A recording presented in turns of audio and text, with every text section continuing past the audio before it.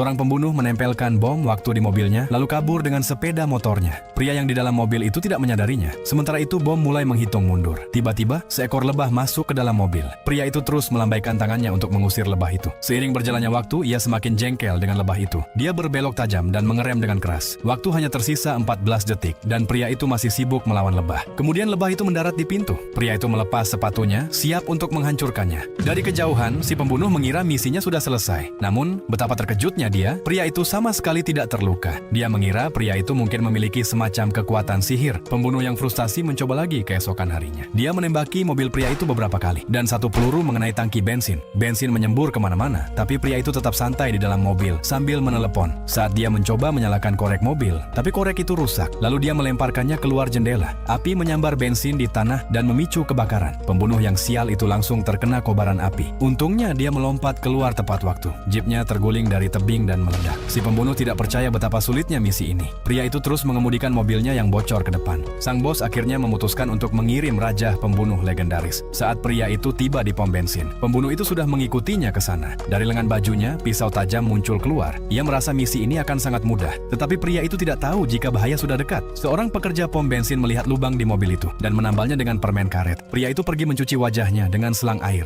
Dia tidak menyadari bahwa pembunuh itu menyelinap masuk dengan membawa kain khusus untuk melumpuhkannya. Tapi saat pembunuh itu mendekat, handuk itu malah terbang ke dalam mulutnya sendiri. Pria yang beruntung itu berhasil lolos lagi. Beberapa jam kemudian, pembunuh itu terbangun. Tetapi dia secara tidak sengaja memicu mekanisme tersembunyi pada belati. Raja pembunuh legendaris itu tewas di tempat. Bos pembunuh itu sangat marah. Dia mengirim 5 agen lagi untuk menangkap pria itu. Dia bahkan menempatkan penjaga untuk mengawasinya. Tetapi pria itu tiba-tiba seolah mempunyai kekuatan. Dia memutuskan tali dan melompat keluar jendela. Dia mengikat salah satu penjaga.